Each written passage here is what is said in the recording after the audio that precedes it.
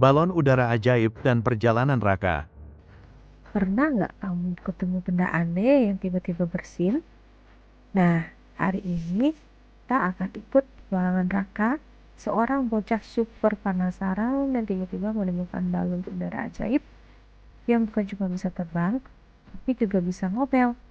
Jadi, siap-siap ya, karena perjalanan ini bakal bikin kamu tertawa, terheran-heran, dan mungkin kamu mau punya balon bisa ngembang juga. Di sebuah desa yang tenang, tinggallah seorang anak bernama Raka. Raka itu terkenal sangat penasaran.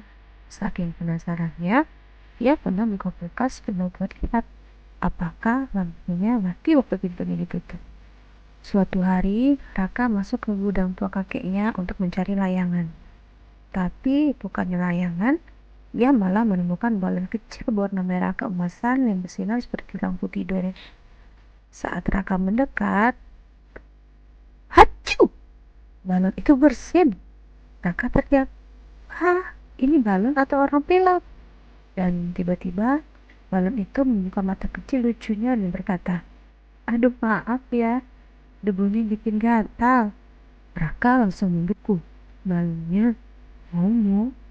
Balon kecil itu berkedip dan berkata, "Ayo Raka, kau mau ikut petualangan?" Raka jawab, "Petualangan gratis." "Gratis dong, tapi dengan kuat-kuat ya." Lalu balon itu berteriak, "Gede!" Ia mengembang jadi balon udara besar. Warnanya merah keemasan. Matanya besar lucu dan talinya bersinar lembut. Raka sampai melongo. Wah, ini balon atau transformer.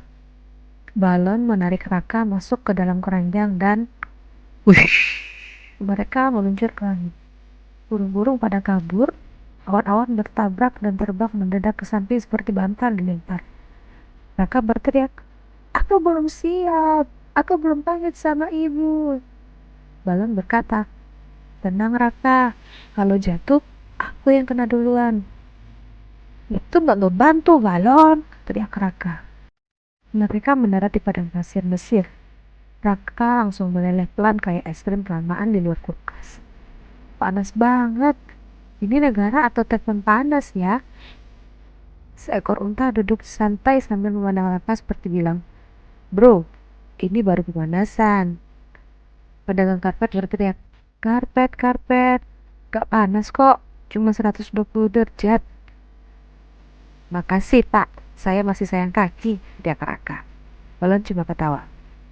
"Hehehe, kamu kan yang minta petualangan." Karena kepanasan, Raka bilang, "Aku mau tempat dingin balon." "Baik, tapi jangan nyesal ya," jawab balon. Dalam sekejap, mereka sudah tiba di kutub utara. Raka langsung menggigil. Kenapa dingin sekali? Bahkan, embun keluar dari mulutnya meskipun dia tidak bicara apa-apa. Seekor burung kutub tiba-tiba muncul. Raka takut. Enggak sih. Soalnya burungnya malah bilang, "Selfie yuk." Burung kutub itu langsung pose selfie dengan jarinya seperti menunjukkan angka 2. Raka pun foto sambil gemetaran. Karena merasa kedinginan, balon pun melanjutkan perjalanannya ke hutan basah. Di sana, hewannya banyak sekali. Ada burung warna-warni dan monyet. Ada katak yang juga melompat ke kepala Raka dan duduk dengan nyaman. Raka sampai bilang, "Kenapa di sini hewannya banyak sekali?" Balon menjawab, "Ya, namanya juga Amazon, hutan paling ramai di dunia." Raka tertawa sambil membebaskan katak dari kepalanya. Setelah puas keliling dunia seharian, Raka akhirnya kelelahan.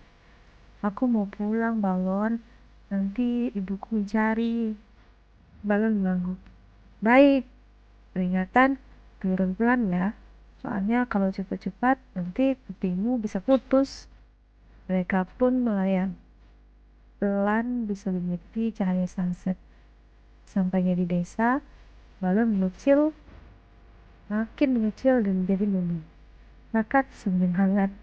Balon berkata pelan, "Kalau kamu mau berpetualang lagi, panggil aku ya."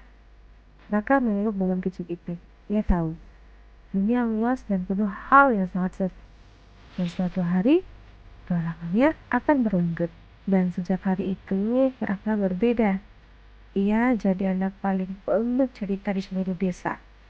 Kadang dia cerita tentang onta, beruang, atau katak yang duduk di kepalanya. Teman-temannya sampai bilang, "Wah, Raka, kamu pembohong." Tapi Raka cuma tersenyum sambil melihat balon kecil berwarna merah keemasan itu, yang diam-diam mengedipkan mata ke arahnya. Dan begitulah teman-teman, Raka belajar bahwa dunia itu luas, seru, dan penuh kejutan.